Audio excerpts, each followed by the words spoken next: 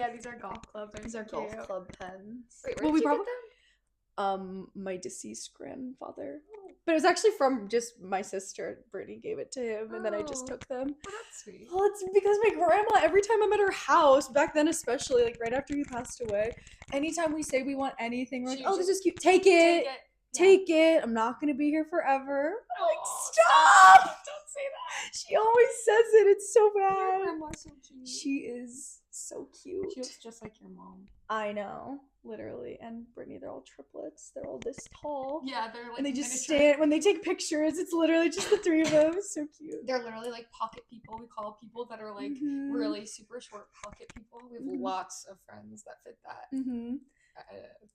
height limit. Yeah, and it's weird because we're like really like petite built. Like we're also petite. Short and stout. Yeah, that's sorry, not short and stout. Short and slim. Short and slim. They call us little slim. They call us short and slim. Short and slim. But this summer we're about to be little slim thick after our bulking season, and we get jacked as fuck. Yes, it's coming. It's coming. Things are being built under wraps right now. Pump covered, if you will. Our pumps are being covered. I want everyone to be very clear that was sarcasm. We are not short. No. I'm 5'7". You're 5'5". I'm 5'5" is pretty short. Actually. Yeah, it's shorter. But like when we say pocket people, we mean like 5 foot flat. 5 foot below. Yeah. Yeah. Which in that case is miniature. Yeah, miniature. But there's so many people like that. It's so funny. I but know. they're really little.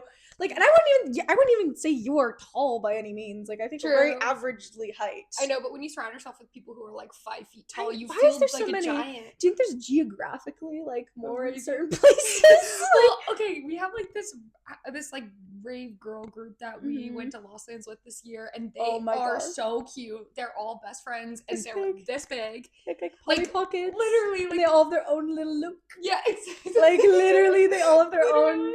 Like I could literally see them as little dolls right now. Figures, yes, they all have their own style. Yeah, they're so cute, but they're all best friends. They all went to like the same college. And they do not go 1 centimeter above 5 feet tall. All the same height. Yeah, they're so cute. But anyways, I guess just like being around them and like stuff like that. But we do have some tall friends too. Yes, yes. Queens. Our queens. I think, well, also I want quickly to bring into light this question that we saw the other day. Maybe this is just a question for everyone. F, marry, kill. Oh. Beating a dead horse. I think we all know what we would do. Marry. I would like a ring. I would like a ring. Beating a dead horse. There's 3 options. F, marry, kill. Beating a dead horse. Addressing the elephant in the room and looking what the cat dragged in. I thought like F/kiss. You want to be like innocent. The addressing the elephant in the room, because I think that's funny, but she took that as in like maybe it's like we're asking too much. Yeah, it's like doing too much. But I see it as like addressing the elephant in the room is you yelling at saying the lie of 2024 the lie, yeah, or something. We can say that. That's legal. We didn't say anything about anything. We got someone in a lie, and she had to address it in a group forum. Because, I mean, liars are gonna lie. And that band that I like, that like pop band called Cute Is What We Aim For, where they have that one song. The one that's CD in your car. If you lie, you don't deserve to have friends, is the chorus, or the pre-chorus. If you lie, you don't deserve to have them. If you lie, you don't deserve to have friends. If you lie. Some people do lie. Yeah, and they have friends. A lot of them do. Yeah. A lot of them have friends. I mean, honestly, like, I'm not good at, like, holding that boundary, I guess, because, like, I'm still friends with all the people that have lied. I'm being serious. Like, do you think we lie? Do you think we lie? No. I don't think so either. Like, I'm bad at lying. Like, I probably lie to, like, people please. That's probably where I lie. I used to like randomly lie in like high school. Like I remember when I was in like a workshop for like learning how to be a swim instructor, they just asked everyone like what's a hobby or activity, and I said like water skiing. I think that was just like out of pure like That's, social like- anxiety. I was like, I need something cool. I had no I'm like, this is my activity. Like, bro, like I'm trying to have an activity right damn now. Like, please stop. Like back then I could not handle the icebreaker.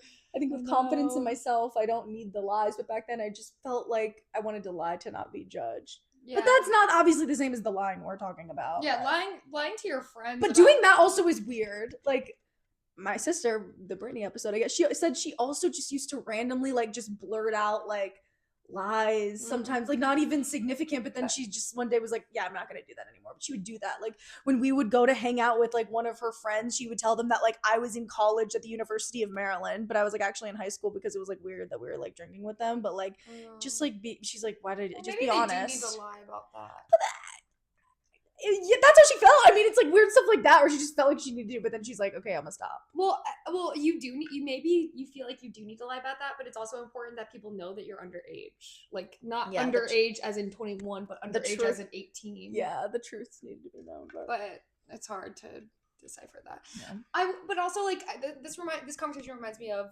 Puss, because Puss always says he lies about things like that. Like he'll just have guests on and he'll just be like, oh, I do that too, and he's like, oh, I actually don't. But like I think that's just like that's maybe the closest where we get to lying, because that comes from like a need for connection, which is like not intentionally bad. You didn't see this because you don't have social media right now. Therapist is going to be on Netflix. They're starting podcasts on Netflix or something. Low key, that's going to be good for me. I'm just like, they're just taking Spotify's bag. Like, that's kind of crazy. But that's gonna be good for me, because not every podcast has video on Spotify. I know. Like, I would kill to have Caleb Heron have a video on Spotify. I want Trixie and Katya. I would have killed to have Ride, the podcast, have video before this year. They filmed all of them and they will post clips of them, but they did not post the videos for years, and now they do the video. Thank God. Always prefer the video format. But it's honestly, it's kind of like wholesome though, because I literally was listening to them forever, as you know, like before there was video posted, and it was just like it's a whole different soundscape and escape with them. Like it's just like it was so different back then. Like I just had like this vision of them in my head, and like that was so fun too, just listening to audio. And then now when I have the option for video, I'm obviously gonna watch it, but like I don't know, there's something special about just hearing the voices, I think, sometimes. If you have no option. I agree with that, but like now I'm at a point with podcasts where like I am not going to watch the podcast if I cannot watch the video. Yeah. And as we know, I can't have YouTube on my phone because then I will start watching shorts, and that is where I draw the line. So if I want to watch a video, and she wants to watch shorts because she does not have TikTok or Reels or Instagram. Yes, it's a problem. I can't control anything. But anyways, that's how I control it, by not having it on my phone. So then my only social media is Spotify, which we got into last time. So when I get bored throughout the day, I just scroll on Spotify and play the new Of the Trees song on repeat. Of the Trees dropped a new song. It's so good. You guys all should watch it. I mean, listen to it. What's it called? Dolores? I've been watching it. You gotta catch this new media. Yeah, it's called Deloria or something. It's like the best song ever. I could listen to it right now. Like the sun is setting right now, and like it's just the perfect song for sunset. Sunrise, I love that song, but I was listening to also like Wind Horse, I think is maybe the best song ever made. So good. Like Spanish Moss is so good. Yeah. All of the top ones are so good. Wind Horse, like that was the last song I think we heard at Electric Forest, and I was like, living in a dream, and I never wanna live. So good. I would pay so much money to go back to that moment at Electric Forest. I saw a TikTok today of those aliens on stilts at the observatory stage. So guys, we're gonna talk about things you need to go to if you've never been yet. It's like when we talked about the Hampton Coliseum. If you haven't been, you need to go. If you haven't been to Electric Forest, you have to go. Oh, and if you want to learn more about what Electric Forest is like, you should watch Kshaw's vlog. vlog. Yes. From our eyes, you can see Forest of 2025. Yeah, it's a really good vlog. There's 3 comments, so I mean, I think the response speaks for it. We have hundreds of views on that account. Mm-hmm. Can you link that? Is Spotify? I mean, sorry, we're not quite there yet. I'll figure it out. Don't worry about it. Figure out a way to link it here. Doesn't need to be linked. I'll link it. I'll link it below. I'm just trying to be your hype man. Yes, I know. No. We'll link it. We also did talk about this vlog in a podcast ep1. Oh, whoops. We're already reusing content. Relink it. It's important. But speaking of our festival schedule, we're not going back to Forest this year because I can't go because I have a family vacation at the similar time, and also we want to expand our horizons, go to different places, and in the spirit of that, today we bought tickets to Big Dub. Honestly, we should probably bleep the name of the festival because we want to keep it underground. Yeah, it's an independent festival though. It's not like a Live Nation or some BS. The Ticketing Co. I'm so excited. Me too. We've been wanting to go for I think 2-ish years now. One of our pocket friends is the people that brought it up to us. And they've been wanting to go for a long time because they have really cool friends that are super in the scene, and they've been going to Big Dub for years. Imagine being integral in the Big Dub scene. That's crazy. Big Dub, it gives me the vibe. I don't know if it's in the same place as where, what's it called? Oh, the one in Pennsylvania that Bass Nectar used to always play at. And the string cheese incident. I was envisioning that one in New Jersey that was a camping festival in the fall, but that's definitely not what you're talking about. Camp Bisco is the one I'm thinking of. It was also on a mountain in Pennsylvania. It literally might be the same place, I think. Maybe. I have no idea. It could also be a different place.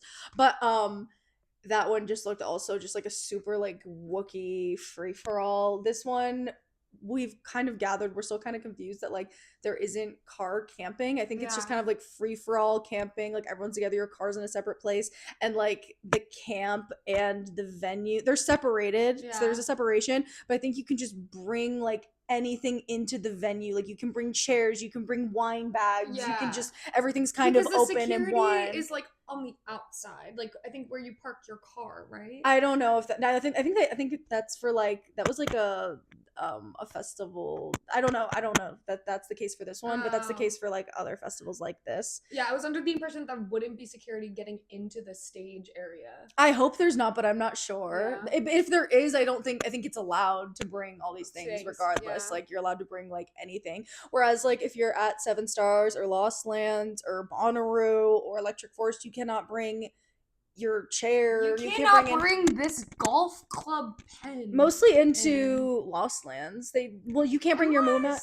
Did they say no to the moon mat or the they couch? Said no to the cussy. The cussy. And I guess they allow the moon mat. Yeah, I don't know why.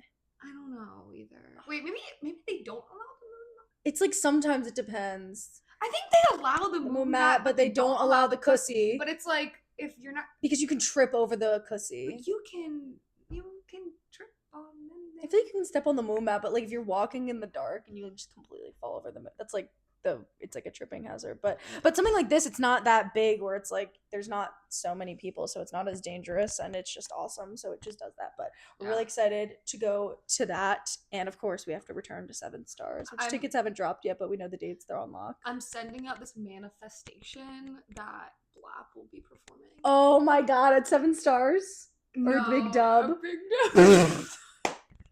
I mean, well, yes. Every time Blap was performed, I could see Blap at 7 Stars.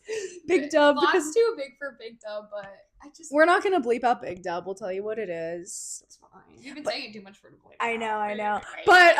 But it's the headliners are a lot smaller of artists, but that's such a good opportunity for us because when we go to these stacked lineup festivals, we're running around with our chickens with our heads cut off. We're running around with chickens with 15 brains because we have to figure out where we want to be because we want to see Blap at 2p, and then we need to decide if we want to see Excision or Boogie T at the same time, and then we have to split it, and then we have to meet up with Jenny because she's at the Crater, and then we have to eat before it's time for Subtronics and Excision back to back, and then it's a mess. mess because it's just so good. Like, that's how Forest is going to be this year. Like, the lineup for Electric Forest is insane. It is insane, but it's a good thing that we're not going. Well, also, we're going to be back. We're going to Forest. I think we should go to Forest in 2027, and we're gonna go to Lost Lands in 2027. Well, yes. And so 2027 is our year to revisit our love, and yeah, I guess we'll have to find like a new festival for 2027 too. Yeah. But we're so good at like knocking off the festivals that we want to do off our list. Like we said we wanted to do Forest, we did it. We said we wanted to do Big Dub, we're doing it. Yeah, and I guess that's pretty much it. But I was thinking like. Lost Lands was on our list a while ago, but that was like our number one, like for our whole lives. Yes. And then Bonnaroo was never really on my radar because I guess it's like a mixed music festival. I just didn't know anything about. Like, I love like the idea of the mixed genre is amazing, but it was just not. I had no idea where it was. Like, I knew it was one of the most iconic ones, like literally next to Coachella. Like, is how I thought of Bonnaroo because I always knew like. My sister, again, the sister episode, she always talk about how when people would go, like how the names of the stages are like the who, what, there, when, whatever, and it just was there to like fuck people up, and it's like funny, but that's all I knew about it. But yeah, on a similar note, moving on from the festival stuff though, I need to talk about music. Last week, my coworker introduced me to Nina Geraci, who I'd seen her name. I knew she was big. I thought this Jay, was our friend. Be your good cry. No, I have other things. I can go cry about it. I need to talk about this for like an extended period of time. I had seen her name, so I knew she was like popular. I knew people liked her. I had no idea what she sounded like, but I just thought it would be some type of like house, like, I mean, she is house. I think we would call her like electro house, but it's so unique. It's almost like teetering on like hyper pop, and like that makes sense because she says Sophie and Charlie XCX are some of her favorite artists, so like holy shit, I'm gonna love you. And like I think she even called them her inspirations. And like she said it was Sophie, Charlie XCX, Skrillex, and Porter Robinson. And she's like a perfect culmination of all of those people. And like I knew about her before. She came across my desk last Tuesday. I listened to her on a plane home. When I'm listening to you, if I'm listening to new music that I'm gonna like on a plane, like it is gonna impact me for years to come. Cause like that I'm focusing, like for once in my scattered attention life, I am focusing on this song. And oh my gosh, just the best. They're like some of the best songs I've ever heard in my entire life. I came across my desk on Tuesday. I fly home. I play her music in my DJ set on Sunday, that exact same week. I listened to the entire album on repeat for days and days and days. I just bought her new album, pre-ordered on vinyl, and I might go see her tomorrow. I'm obsessed. I was gonna say, I think you really should. I know. Jay would go with you. I know, but it would be like literally the tickets are probably so expensive it's sold out. Who cares? I know, we'll see. But if not, I still have a chance to see her on Glow. Imagine seeing her right now at this point. Like that would be again like so integral. Like this matters to you. You should go. It matters to me so much, and I'll tell you why it matters to me so much. Like her lyrics they're so reminiscent of not only the way like Charlie XCX makes me feel like that's like sonically like Charlie Sophie hyperpop, like but EDM house, so happy and just like so euphoric. But the lyrics and like the melodies are so similar to the way that like Charlie and Addison and Lana Del Rey make me feel, where they are so simple but they are so personal in a way that just like explains someone's inner world so succinctly. Like the lyrics on these songs, like a lot of them are about like just her making music and like her wanting to make music, and that makes me so emotional because I want to make music but I don't. But like I like just like her one song, iPod Touch. Can I read the lyrics? Yeah. You also will make music. Oh yeah, Jay. I know, but I don't right now, but that's why it makes me even more emotional. I'll let you look it up. And then I just heard a piano rendition of it, and I was crying. Oh my god. I love any piano rendition of anything. I'll play it for you after this. I literally cried. She says, I got a song that nobody knows. I put it on when nobody's home. It sounds like high school, front gate, smoke in my face. It sounds like died, frayed, high waist, bought at. I don't know what she's saying there. I don't know what that is. Probably like an Australian reference of like a store or something. Okay. It sounds like iPod Touch, yellow Pikachu case, FL Studio, free downloaded in my search history, hidden underneath my pillow because I should be asleep. It sounds like I'm keeping a secret. It sounds like I've got a song that nobody knows. Oh my gosh. Like looping through my speakers, bleeding into my dreams. Like, that's so you. It's so, like, I'm literally going to cry right now. Like, and also delete. The lyrics to that are like, oh my God. Like, you just said something. It's literally just about her posting a thirst trap, but it's so poetic, obviously.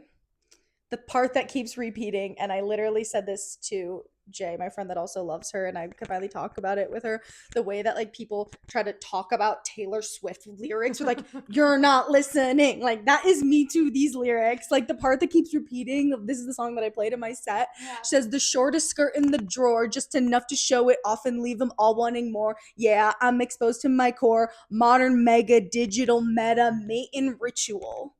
I'm sorry, I promise it'll be gone in the morning. I only posted it so you would see it. I was so deep in late night feelings. Didn't mean it. I was stupid. I chose a song that you would like in case you saw it. Aww. I have chills. That's so Charlie. I have chills.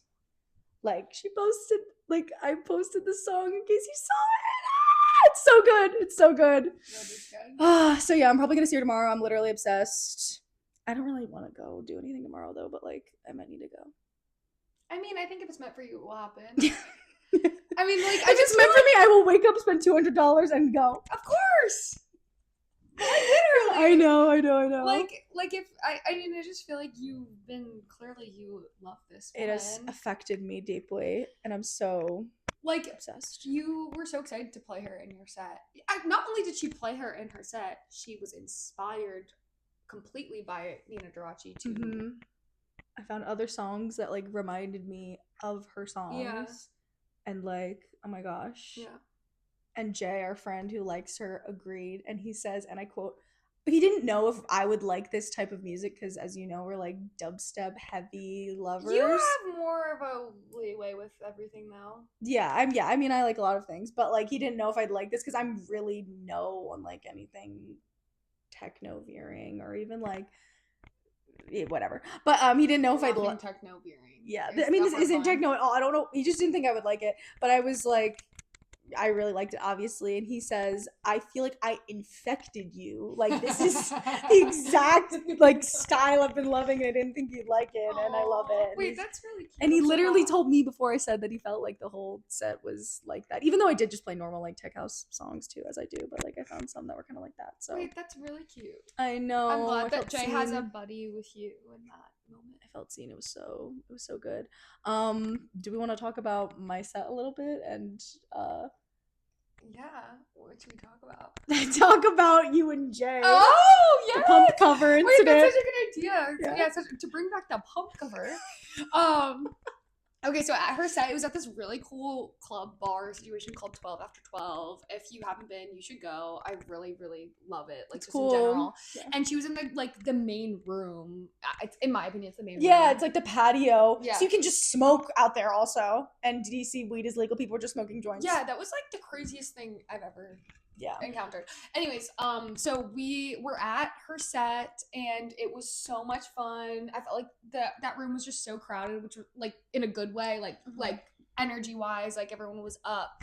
And like I mean the whole set I'm like really just focused on her mostly. Mm-hmm. And then after she finishes, I'm like finally looking around me and I see we have EDM nerds surrounding us. I see this man in a ski mask with a pashmina, mm-hmm. and like another guy with like wearing sunglasses inside, like again with a pashmina, and then this really cool hot woman who it has like long hair and is wearing like a Gemini jersey, mm-hmm. and I'm like, it looked like the jerseys that beautiful woman designed. Yes. Was it by her? No, it looked like it's like this other thing. I've definitely seen them on Instagram where it's like but it's literally like jersey, like they look like EDM like mm-hmm. jerseys, like hockey jerseys, Yeah. but they're like just for your sign. Yes. Which is like, and they're like thinner material. They're like Yes. different. Yeah, They're just like they're the, like more like jersey material as opposed to like a Zed's They're Dead the armor plate. I was gonna say that the antithesis Of of a a Zed's Dead jersey that I could literally be shot with a gun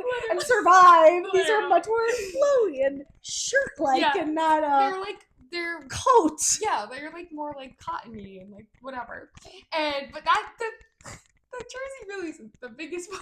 No, but the jersey's important to me because like I clocked this group. I'm like, oh, those are like Our raver people. Yeah. Like they're in like their cool outfits. Like, and that jersey was like a perfect example. Yeah, and so like I like look over at these people that I'm like, oh my god, like these are our people. I need to say hi, and I like turn to this girl and I'm like, I love your jersey, because at first I didn't see what it is. It was just orange and blue, which is my favorite color combination. So I was like, I love your jersey. Like, what is this? She was like, oh my gosh, it's just like a Gemini jersey, and like. There was something about the way that we interacted that, like, I was immediately like, this woman likes women. You were getting butterflies. And I was like, hell yes. So then we, like, unlocked something, and, like, we were kind of, like, talking or whatever. And then Jay comes up to me after that conversation, our friend Jay, who's a man, and he goes, we have two, like, main guys in our, like, rave fam, Jay and Anshul, and they always like make jokes about like if they are talking to a girl and then I'm around, like it's just over for them. But like it's not even, that's just like a joke that has never happened. I've never pulled the robbery, done the robbery, except for maybe one time I maybe have. Well, maybe you may not do the robbery, but Yeah. even it's like it's more so the situation is there is a woman in our vicinity. One of them will mentally want to perhaps maybe one day envision talking to him. Literally. They don't. And then you will talk to everyone, including the woman. Exactly. So so that's the thing. Like I just do talk to people. Yeah. So so I often talk to the women that they're interested in, and I don't know that they are. Anyways. So then Jake comes you like do the robbery though. Like low key. Low key I do. Unbeknownst to me, I do the robbery. So Jake comes out to me and he's like, okay, like normally, like I don't agree with what Anshul says about you. Like I feel like you don't really pull the robbery. However, this one time, I think this girl is really hot, and like you've already like bagged that. I'm like, did you talk to her? No! Yeah, I mean, exactly. So case in point. 3 feet to the left of her. Like, I don't even know. I was it's a mental. I was next to her, and like, so then it became like this joke of the night of like, okay, like, may the fairest maiden win or whatever the fuck. Like, seriously, I'm like, good luck, Jay. Like, I'm not entirely sure she plays for your team. Yeah, she might have. Yeah, I know. It's not my business. Yeah. But I was like, yeah, like let's do this. Then the whole night became like a joke about like who could bag this woman. Yeah. I'm like, to be completely honest, like we already got exchanged Instagrams in the first conversation, so like you're shit out of luck, and Jay's not gonna talk to her. Yeah. And then at one point, I asked Jay to hold my jacket. Like I took off my jacket, and he like turns to like us, and he's like, "Now that's illegal. You can't take off your pub covers." foul play. And then later, another individual who I will not name was just talking to the girl in question, and it was nothing probably even nefarious. But I had like clocked that, and I immediately ran in and just grabbed the attention of this individual to stop talking to this girl, because I'm like, hell no. Like you are only gonna talk to like my girl, like even if it's not whatever. But I just interrupted the conversation immediately, and then later Kai was just like, so now we're playing defense. You got two people playing defense for the same team. Oh, it's hilarious. Anyways, but that wasn't real. It was. I hate to say that this was a competition about this woman. What? No, it was a joke. We're of course not objectifying this woman. No one had any sexual relations with this woman. We just love to use. We just like to think about it in like a Jersey Shore way and as a joke. It's not like we're not actually being like the Jersey Shore and like bringing people home in that way. Not like that. Not like that though. Just like kind of a little. I'm not about to like just like a little bit, but not like out of Jay's bed and then put her back there. If you know what I'm saying. Exactly. Like it's not like that though. But that was like just the a pump fun cover. The pump cover killed me. The pump cover killed me. But that was really fun. That was some fun fair jokes after fair play after my set.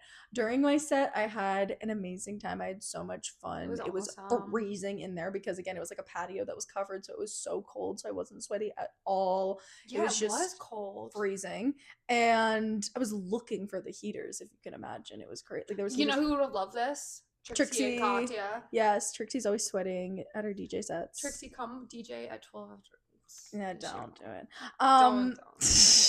You're gonna like the temperature. But there was one incident that again I just have to highlight the incidents. Overall, it was a great set, very fun. It was honestly like one of my favorites, maybe ever. I love that play. Like the venue was so awesome. I had so much fun. Well, and like I know what you're about to say, and all of the other incidents that have happened prior made me 10 times more angry than what has happened. Yeah, this one wasn't that bad. Yeah, but go ahead. Yeah, this one wasn't that bad. But during my set, someone in the crowd starts yelling things at me in Spanish.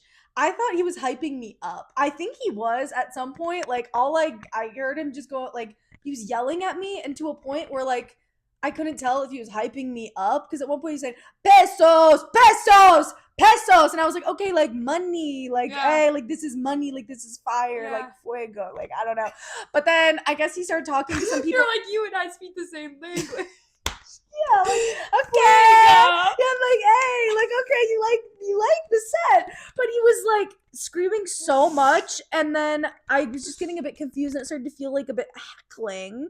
And then he started talking to people to the side of the booth. Like there was a bunch of DJs that were about to play, like maybe one of the promoters, like no one for sure that worked at the bar, I'll tell you that much, because before I played, the owner told me like, hey, just try not to redline, aka turn it up all the way too much, where there's a scale where it goes from like green to red, and you want to keep it at like the highest yellow because you want it, even if it's redlining, like yes, it's louder, but it also makes the sound quality bad, and for them they're saying they get noise complaints, like it's so annoying, so just like try not to do that. So I was trying not to do that, and then these people come in who I don't know who they are. I know most of the DJs. It might have been one of the DJs, I don't know, I was so confused. They were like, turn it up, like it's so quiet, like turn it up. So then like they were turning it up, and then I think like a bottle girl or like a waitress or someone was just like, no, like turn it down. So they were like fighting over it, and I was just like not paying. I was just like confused. And someone was also messing with your speakers. Like they were messing with the speakers and the decks. And there was another person, I don't know if you even noticed this, that like he was like I don't know if he was just literally just pressing buttons on this like pad that wasn't connected to anything, but he was. That was for the lights. Yes, that's what I thought. I thought he was doing the lights, but like I wasn't doing know, anything. I don't know why he was doing that. I don't know. And I have no idea. It was so good. There was too many people in the booth pushing buttons, I guess, is like the long story short, long story long. But I was just like literally looking at them so confused, and while I'm doing that and so confused, I press pause on the song, which was just like cardinal sin. But it was kind of funny because the second I pressed pause on the song, like, because I didn't know it was me that pressed pause, like, because everyone's touching, everyone has their fingers in the pod. It was me that pressed pause, but like when it pressed pause, I literally look at everyone with death glares, like, who like did that? Like, what just happened and who did it? And then I press play, and then like a second goes by, or like a song, I don't even know how long it was, but I do it again because the guy who's screaming pesos is turning up the volume. This guy is a civilian. He is like one of us. That's like I'm saying, he's a civilian. And reaching in and turning it up. Like I literally was grabbing his shoulder because if you as a man, like the only person I was kind of okay with being behind the booth was the bottle girl. Yeah. Because one, she worked there. Yes. Two, she was a woman. Yeah.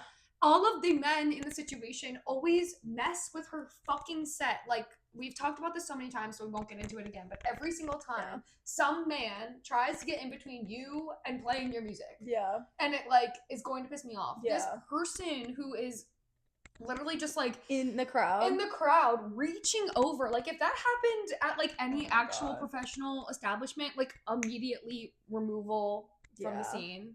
Yeah. It's not safe also because like what if he spills his drink on the decks? Yeah. Like what if he falls? Like I don't fucking know. It was just it was bad. I was so confused why he felt like he had the audacity, but I guess that's just like men, they just think they can do literally whatever they want sometimes. But yeah, that was very minor moments, but like yeah, I literally paused the song twice, so like FML, but like actually not because it was good. It was great. There was no FML on that. Yeah, seriously, like it was a great set, and those were like 2 small moments that no one will remember. Cool.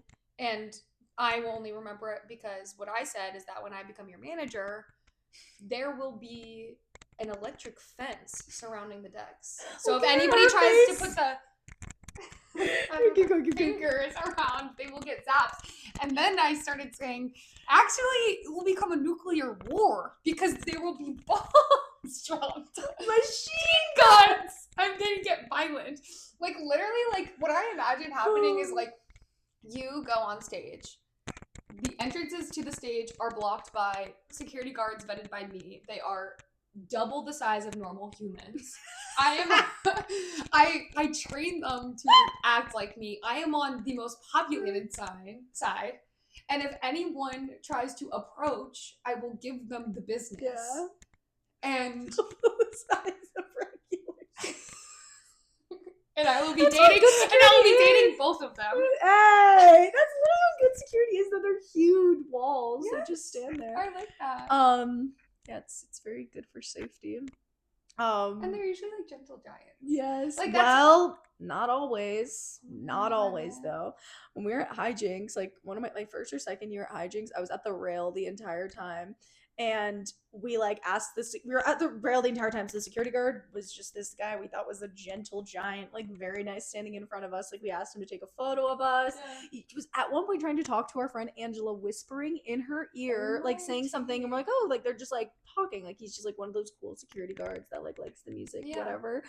He said, I don't even want to repeat what I think it was. I don't know what it was, but it was something nefarious. It was something insanely nefarious about her boobs. Like sexual? Yes. He was like, I was like looking at your boobs, or like, but obviously he said it way worse. And then we're just at this rail spot, like, oh, sorry. Before that, this tornado of an individual drunk as hell is being a menace and pushing everybody out of the way to try to get to the front, like way before any headliners. Like it was not that crowded, it was not that rowdy, and this guy was so fucked up. He pushed our pocket people, the tiniest people in the world, down, and like immediately everyone was screaming like, get this guy out. So the security guard right in front of us like plucked him out and threw him away. So we were like so happy. We're like, thank you, like our hero. And then it turns out your hero is actually a pervert. So like actually FML about that. But I can't when they become perverted. That is like the closest, that is the easiest way to, I mean, obviously, it's nothing profound to say, but like when you turn things into pervertedness, that's when you lose me. Complete. You can never watch the movie Anora. Really? I low-key want to watch it. I mean, you can, but you're gonna feel sick at the end. Really? It's not even like perverted. It's just reminding me of that. Okay, well, it's just bad. I think we need to get down to business, honestly. Yeah, we have something really important to talk about. We came to this couch for one purpose this evening, and this has all been fluff up until this moment. Yeah, we need to talk about Michael Rapaport. Michael Rapaport is an American actor. We've been watching the new season of The Traitors, and Michael Rapaport came across our screen when we were just like sussing out all these characters, these people. We don't really know many of them, like whatever. And Michael Rapaport is on the screen, and she just immediately, like, I don't even know the names of anyone on the screens, and she just goes, oh my God, like I hate that Michael Rapaport. And I'm like, wait, you know Michael Rapaport? Like, who is Michael Rapaport? Please count how many times we say Michael Rapaport. It's literally been like my number one stamp. Infinite. But I'm like, what do you mean? She's like, well, it says under his name and he just looks recognizable. It's lower third. Yes. If you know documentaries, then you'll know about the lower third. And like, I agreed with her that like, I don't know much about him, but I don't like him. And also, I do know his face because he's an American actor, Michael Rapaport. Exactly. Like we recognized him, but we didn't know what. That's such a good summary of exactly how I felt. Like, I recognized his face, and I saw his name was Michael Rapaport, and that immediately clocked in some, like, I've heard that name in some context. In some lifetime, I've known him. We will meet again. We have met before, and we will meet again, Michael Rapaport. No, like, but also, this is, like, so profound, because, like, if you know me, like, I've said this before on this podcast, like, I do not know the name of a person, place, thing, movie, song, album, artist, actor, movie, I've already said that, TV show. I do not remember the names of things. I have bad memory. I do not remember actors' names. I do not know how I know the name Michael Rapaport, but I know it in my heart of hearts. I know why you knew it. It's because it's very important. It's very important. Like, just the way, like, you can say Rapaport is, like, a satisfying mouthfeel I've never felt about any other coming off of the tongue. And I think when we kept, like, after you said that, we were just saying it a bunch. Like, we thought it was so funny. Like, literally every, like, we weren't even listening to the show at that point because I was just constantly saying the word Michael Rapaport. Like, I was on my iPhone, like, looking at other things, like, Michael Rapaport. And then some altercation happens where somebody is accusing Michael of saying something in a car, like, when they just had a challenge, saying that he wanted to bury a housewife, actually. Yeah. And so they're like, oh, I thought he said that. I thought he didn't. So then they go into the other room. They ask him and confront him and say, did you say, they're like, you said blah, blah, X, Y, and Z. That you saying this. And he says, me? Michael Rapaport? And right when he says that, she says, him? Michael Rapaport said that? Because she also didn't remember him saying it. And, like, he didn't in that context, I don't think. Yeah, we literally said me and him, my man, literally said Michael Rapaport. She and Michael at the exact same time cosmically said Michael Rapaport. Michael Rapaport. Said Michael Rapaport. It was so funny. And so now, like, this stim has turned into me, Michael Rapaport. The way he screams, the way his New York accent is, and he is literally so much like a Tim Robinson character. I said this. My God. There's so many videos about it now because he just does ridiculous things. The way he eats, he, like, eats with his mouth in the plate. He drinks water with 2 hands. And, like, deletes the glass. He does these things that literally look like a Tim Robinson character. They're playing a game. He's on a completely different field. They're in a round table trying to figure out who the traitor is, and he randomly goes, I was supposed to get the shield, and we didn't discuss it. Like, it's just so Tim Robinson. I think Jam needs to be a traitor because he didn't let me have the shield that he got from someone else. It's like... And it's so funny. And, like, after we watched that episode 1 and 2, we were like, we just need to keep watching Michael Rapaport. Like, we weren't even calling it The Traitors anymore. Like, we need to watch Michael Rapaport. And it literally went full circle from this person is so horrible to, like, I need him on my screen or I'm gonna freak out. Like, literally, like, I feel like I need him.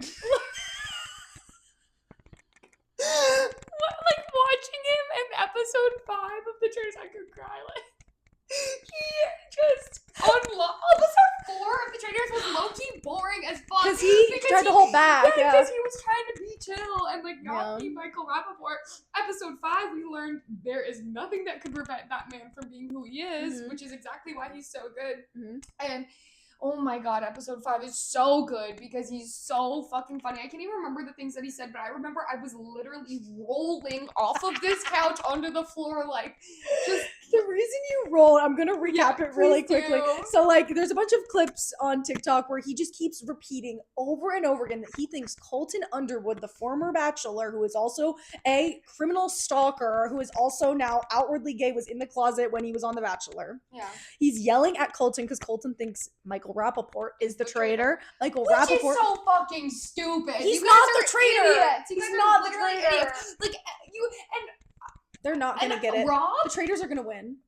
The faithfuls are so bad. Rob is such a fucking idiot. He's the dumbest traitor of them all for writing down Michael Rapaport's name, because if I was a traitor, the only person I would need on that fucking show is Michael Rapaport. We would go to the end. You would always win, because the only person that wouldn't kill Michael Rapaport is Michael Rapaport. Yeah, that's what they kept saying. And also the first thing that somebody said about Michael Rapaport is he's either a terrible traitor or a terrible faithful, because he's so bad at uncovering things. The world's worst faithful or the world's worst traitor. Oh my god, it was so funny. But there was an incident in episode 4 during the round table where Colton and Eric Nam accused one of the people in the traitors, Tiffany, of being the traitor because Eric Nam heard a traitor giggle and he thought that it was Tiffany's giggle. So he literally was like making this whole case. He's just like, I listen to music all the time. Like, I have a really good ear. I know that was her laugh. It turns out it wasn't. He felt really bad. Everyone kind of agreed that he didn't really mean any harm and that he was just like trying his best, whatever. But when Michael Rapaport, after he was coming for Colton, he kept saying on loop, you are a commiserating, colluding, conniving traitor. You're a traitor. You're a traitor. He kept saying it 3 C's for Colton. Something came to mind that all these words and Colton start with a C. Like, that was literally his evidence for Colton being a traitor. But he was just really mad that Colton was coming for him and getting everyone to turn against him after he tried so hard to not be crazy and confrontational. Yeah. So he was just getting really mad and getting really defensive. Like, so the worst side of him came out. Yeah, so he's just going, you're a traitor. You're a traitor. He goes, and nobody's going to be better at keeping a lie than you, Colton. And Colton goes, wow, there it is. It was because I'm gay, right? Michael goes, it has nothing to do with that. No, it's because you wanted to be a traitor. You love the idea of being a traitor. You are a traitor. That's why I said it. And everyone's like, that's not chill, Michael. Like, wow, like you just said that like he's good at lying because he was in the closet. Wow, Michael. Years. And like that was the narrative that everyone in the room believed because they were probably just so tired of Michael Rapaport. Yeah. And so many of the people at the round table wanted to vote out Michael Rapaport even though they knew and didn't think he was a traitor because they just wanted him gone because of that comment. Some of them thought it was homophobic. They interpreted it as homophobic, and then other people literally just said, I just want him gone because it's too distracting. We can't get anything done.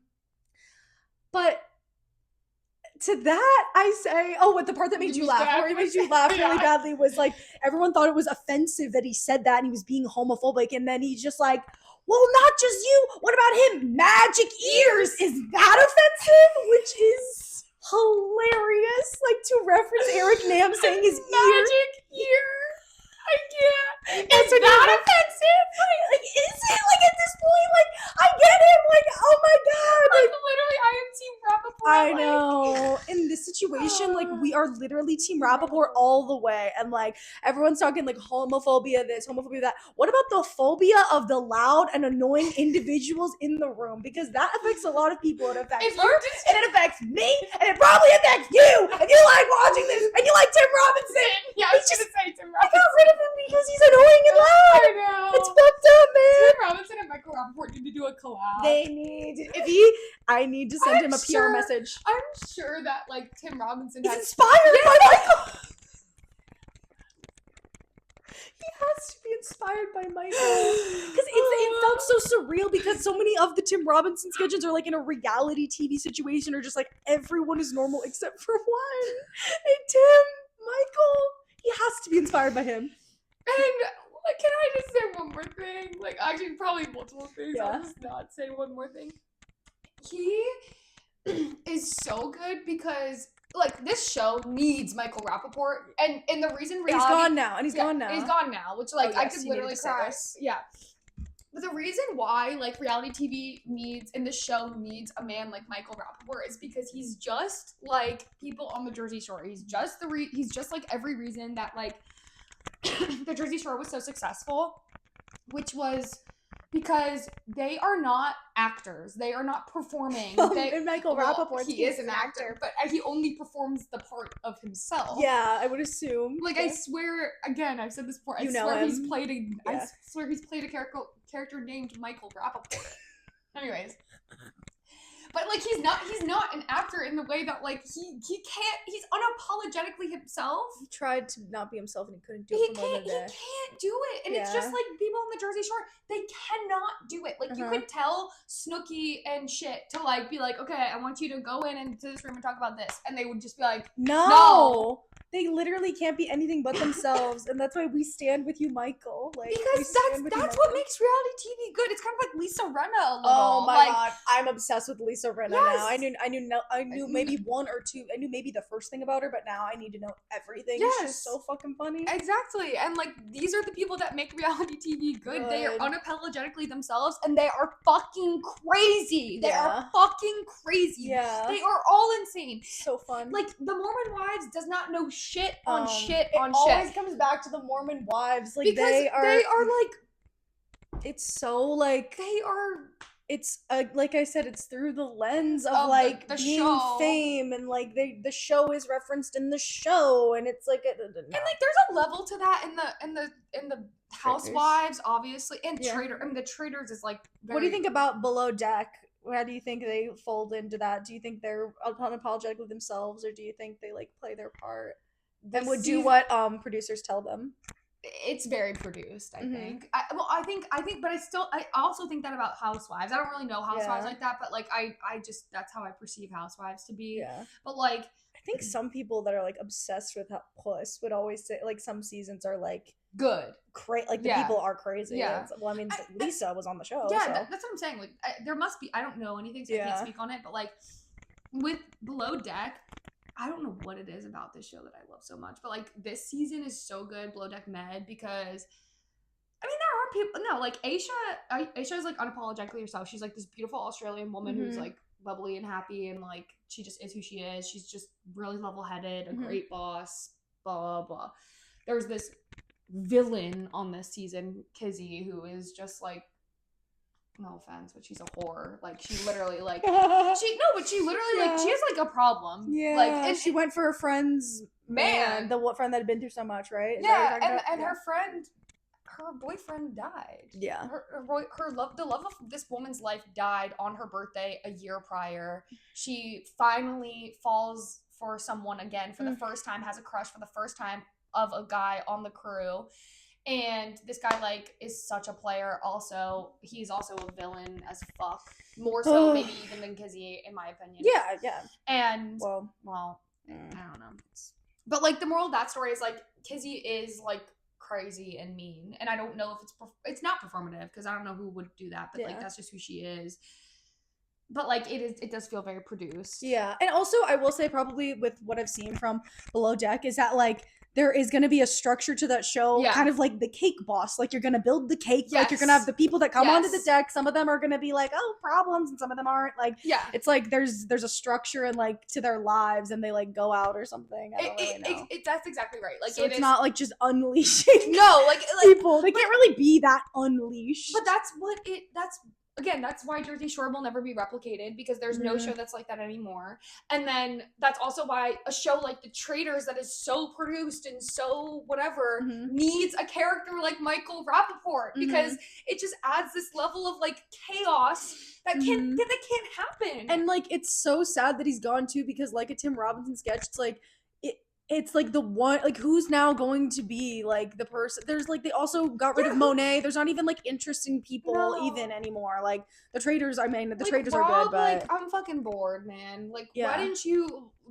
Well, this is obviously Rob the Love Island or Rob this or Rob Love Island, like the Traitor. Why did he vote for Michael? Why did he vote for Michael Rapaport? Why did he like support Lisa Rinna when people were throwing out her name? Like if I were a traitor, like maybe that like I get it might be too obvious. I know, but like you were literally seen talking with her. Yeah, like, what do exactly. You mean? Like, what do you mean? Like, oh, I don't really know. I haven't really talked to her. Yeah, like, that's bad. That was bad. You were talking to her. He did a bad job with it. Yeah, you should have just been like, I don't know. Like, that just doesn't really make sense to me. And Yeah. you're so good at being nonchalant. He doesn't give a F about anything. And what I kept saying is like, if he backed up Lisa in that moment, like everyone would have believed him because they all love him. They all love like, him in a weird bad way. Like, yeah, they all trust him, which is like a good thing for him to be a traitor, but it's a bad thing when you're not supporting his other traitor. Yeah.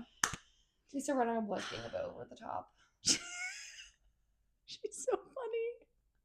But it's like how like we said, like she's like talking about like her needing to show like certain types of emotions on the show. Like her like, oh, like I have to act surprised, I have to act sad, like all this stuff, and it's like I'm looking at The Weeknd's mask at the Super Bowl. There's no emotion. You couldn't show the expressions if you wanted to, Lisa. Lisa, you are wearing alien glasses that shields. And lips. I don't think they can read you that well, girl. Like, I need to show you this meme of her. It's like the best thing I've ever seen. Someone like send her on The Housewives. Maybe you see it. They're like, well, you've had the same haircut for 50 years. And she goes, it's the funniest. That's literally her face. But also, I was looking at photos of her from when she was younger, and she looks like she always had huge lips. Like, I'm sure she has lip filler, but they've always looked like that, and she looked so beautiful when she was younger. I need to see that. I also still find her beautiful today, even with The Weeknd mixed in. Like, I love her. Like, I love her. I love the traders. I can't love Rob, so yeah, I can't help but look at his body. I mean, he's showing it off for everyone to see. But I think he's balding. I'm gonna call it right now. I think his hairline is receding, and he combs forward, perhaps. Like the next time you see like a picture or video of Raw, or if you watch The Traders, you should notice his hair. Like I feel like comb it's like down. He's like trying to like conceal some. Also, like this isn't new information, but Alan Cumming is the funniest person in the world, and we just keep doing a bit where I'll just put like shit on my head. And like, because he's wearing like a hat that's like 15 feet tall, and he goes like this. Traitors, tonight there will be a murder. Oh my god, I literally can't every time that individual comes on. Every time he comes on screen. So funny. And he's literally like Traitors. You will add 15,000 to the prize pot if you are able to defeat me in my game. So yeah, that's the Traitors. I love that man. I guess in lieu of resulting in. That's a Jersey Shore quote. In lieu of Michael Rapaport, we will always have Alan Cummings in his outfit. Thank God. Honestly, like, go crazier. I think he does continue to do more and more. Like, he goes all out for the finale. I want them to see, like, the 15th position is their way. Yeah, the way he always stood once with his feet, like, out, like, and she said, why is he standing in 15th position? Feet looking right and left. We were literally, standing forward with so his little far belly. Around, we went around again. So with his little belly and his hats, he's so cute. So cute. We've been talking so much about little bellies. Bellies are so cute. Okay, let's wrap this up. Yeah, I think it's time to cry, sad, cry, happy. Okay. Do you have any? I have some. Okay, you go first. Like, I always go first. Do you not have any? I don't like mine. Okay. My cry happy is that I have locked down a location for my 27th birthday, and it is a bar. It's gonna be the upstairs area is just gonna be for us. We're gonna get our own bartender. There's gonna be a photo booth somehow. I'm going to DJ there. I'm gonna play music when I'm not DJing. I'm gonna invite everyone that I want to invite, and I'm gonna be like Lisa Rinna dancing on the table at Andy Cohen's baby shower. bending it down and turning it out, because that is going to be me on my birthday, and I am so excited. I'm so excited too. I need to like cry out about that. It literally, happy cry. It's like literally like my dream come true, and it's her birthday. It's gonna be, and it's after sick. the Subtronics festival that we're making. Yeah, we're gonna see Subtronics at Echo Stage on Thursday. Then we're gonna see Subtronics at Echo Stage on Friday. These all be counted into my PTO as well. And then my birthday is on Saturday, and it's gonna be amazing. And then Sunday we're gonna do yoga at home with my diffuser. It's a perfect plan. It's the perfect plan. Yeah. And my town cry sad is, oh my gosh, yes, Eric Dane passed away like a few months. I'm really sad. Thank you for reminding me. Yeah. Town cry sad at Eric Dane, the actor who passed away from ALS. And I just saw an interview of him like toward the end of his life talking about how the interviewer asked him, are you gonna pick up any new roles or something? And like the poor man is struggling to speak. He's like, yeah, like I'll take roles, but I'm a bit limited. Like there would have to be ALS related roles centered. It's just I haven't even watched Grey's Anatomy that much, but just I mean even in Euphoria, like I'm obsessed. Euphoria. I love Euphoria, and him in Euphoria too. Like he did such an amazing job. He did that character so much justice. A character that was supposed to be just like kind of probably just like only a pervert. He gave a level of depth and love. Like I love his character, and it's kind of Euphoria theory. I'm kind of scared that somebody that died on the show, Angus Cloud, is now passed away in real life. Eric Dane is going to be in jail on the show, and now he's passed away. What is going on? You better hope you don't get locked up in the storyline of Euphoria, because that's kind of scary. A premonition. It's bad. It's scary, but yeah, rest in peace. Also, rest in peace to Angus Cloud. Oh, I love him. I keep getting edits also and crying of Lexi and Fez. To the song to Mac Miller Cinderella. Like I can't. Don't do that. I know, don't do it. It's too much. It's too much. He's literally Mac Miller.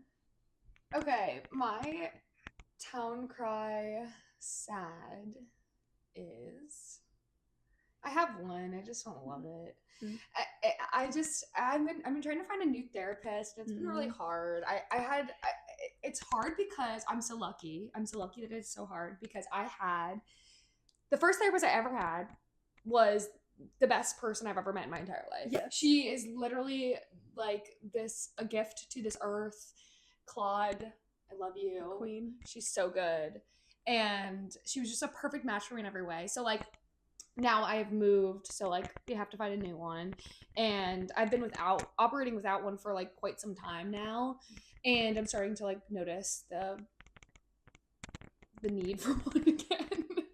And so I'm shopping for a new one, and that's just difficult. And yeah. But my town cry happy is, I couldn't decide between two. Like one we already talked about. I guess we both talked about both of them. Which one am I? Okay, I'm just gonna talk about the Other Tree song again, because it just really is like my anthem for this week. Mm-hmm. It's just so good. Like I've told Kshaw this, like every time I open the Spotify app, I play that song. Like I have not listened to anything else music wise this week, because it is just it is just the best song I've heard in so long. And I just love that I get it at my fingertips now, because I used to have to like listen for it in sex. So that's such a happy thing for me. Call to action. Do you have one? Okay, I have one.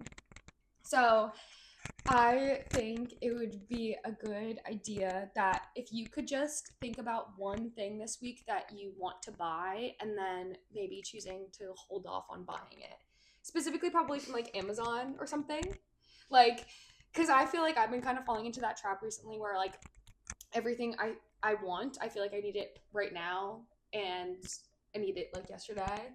And I don't think we do need that, and that there's probably like at least one thing from that list of things that you want this week that you probably don't need. I laughed because I instantly purchased two $80 vinyl records. Like if there was a timer that I got the ad and got them. I know I needed them, but if there was a timer in the time in which I got the ad and purchased, like it was like that.